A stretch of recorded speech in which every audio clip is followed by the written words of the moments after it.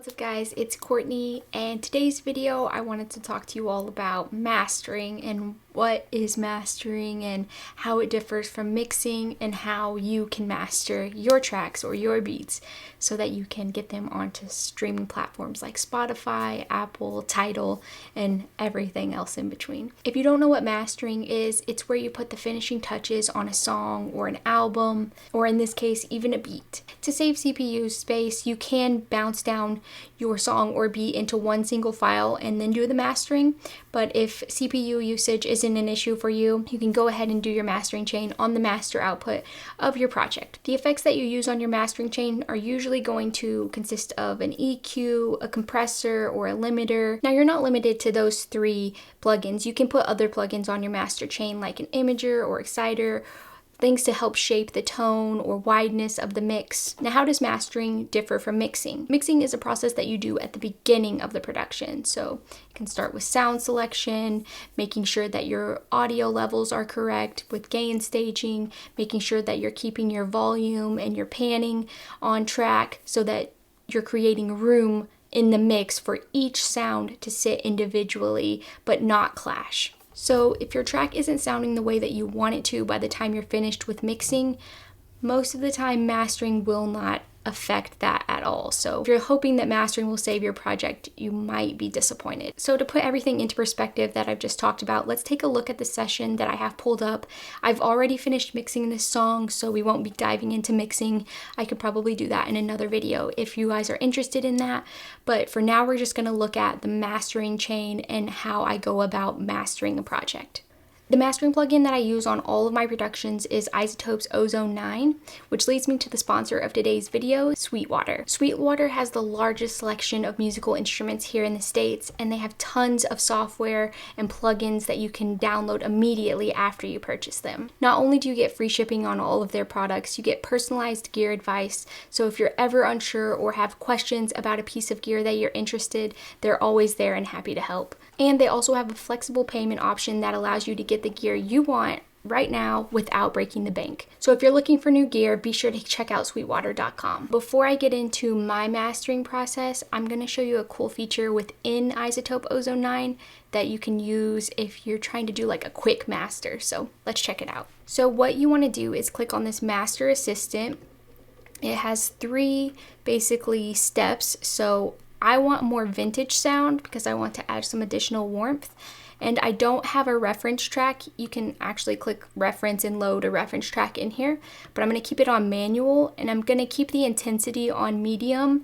And since I am doing this for streaming platforms, I'm gonna keep this on streaming, but if you were wanting to master for a CD, you could switch it over to CD. So the next thing we do is hit next, and it's waiting for the audio to play, and I'm gonna play it from right here because this is pretty much the loudest part of the beat. So make sure that you play the Master Assistant on a section of your beat that is the highest peak in your mix.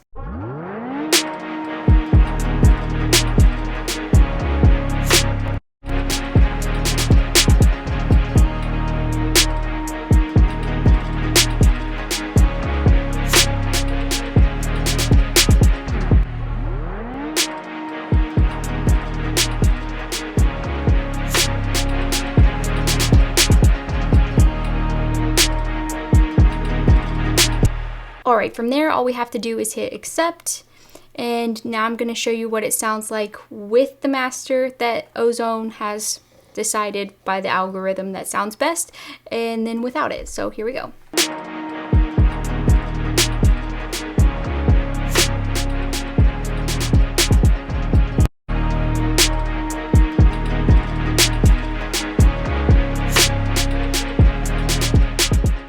And as you can see, it did make a noticeable difference, and I actually quite like the way that that sounds. But now let's start with a blank sheet of how I would go about mastering. Okay, so now that I have this back to the basics, the first thing I'm going to want to do is change this to mid-side for the EQ because I want to take out some low end and some of those middle tones in the frequencies. So the first thing I'm going to do is start on this mid section and start with this first band. I'm going to change it to a high pass, take some of this low end out.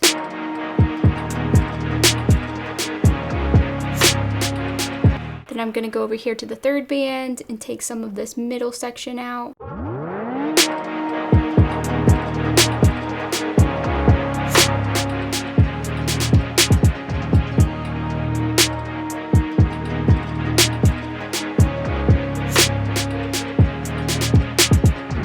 Now I'm going to go over here to this fifth band and take some of this out as well.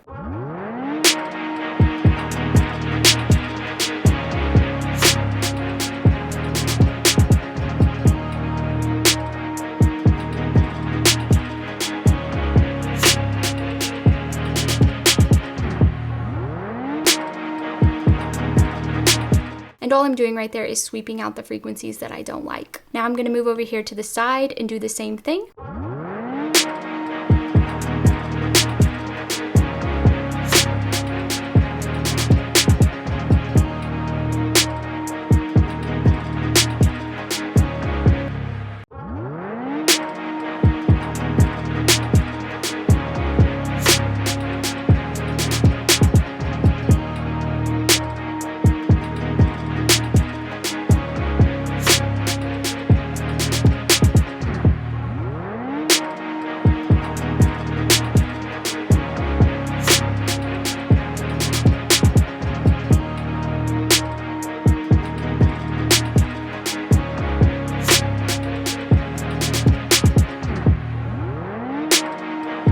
The next thing I want to do is use the exciter, and I move the exciter before the maximizer because you want the maximizer to be at the end of the chain since it has a limiter.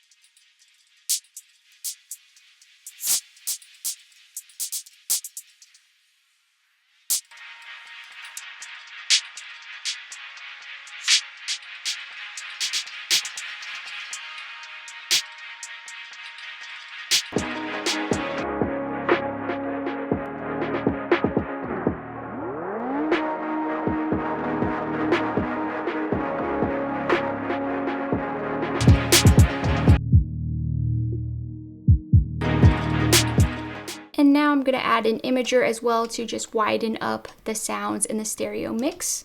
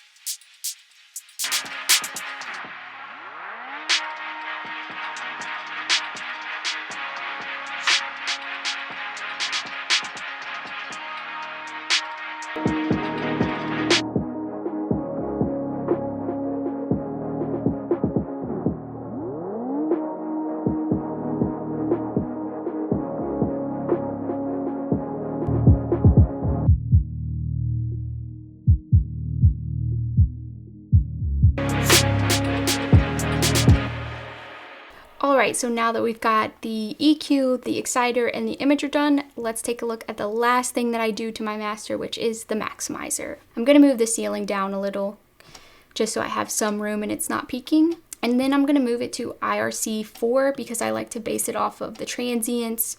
And then I'm going to move this down to 1, and then move the transient and sustain about to 50. Turn on transient emphasis.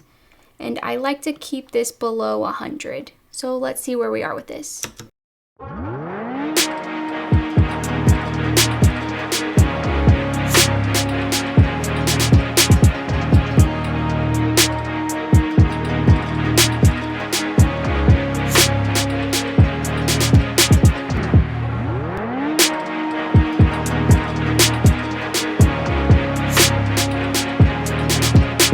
I really like how this sounds, so now I'm going to show you what it sounds like without the master and with it.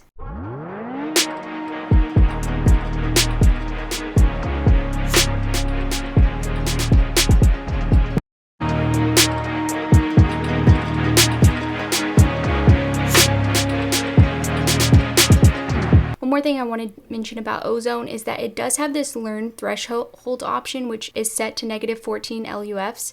And basically most streaming platforms like Spotify or Apple, they are set to have like a certain loudness, and this basically adjusts to make sure that it is properly adjusted for streaming platforms. So you can click this and it will automatically learn the threshold that you need to make sure you're getting the peak loudness for streaming. And now that you've heard Ozone master it and that you've heard me master it, which do you prefer? Do you prefer the way that Ozone mastered, or do you prefer the way that I mastered it? Let me know in the comments below. If you have any questions concerning mastering or even mixing, just feel free to ask in the comments below and I will try to get to those. I hope you enjoyed this video. I hope that it was helpful. If it was, hit the like button, and if you're new around here, hit the subscribe button as well as that little bell so you get a notification every single time I post. And if you like this beat, be sure to check out my music on Spotify, Apple, Tidal, and everywhere else that music is streamed nowadays. I will catch you guys in the next video. Peace out.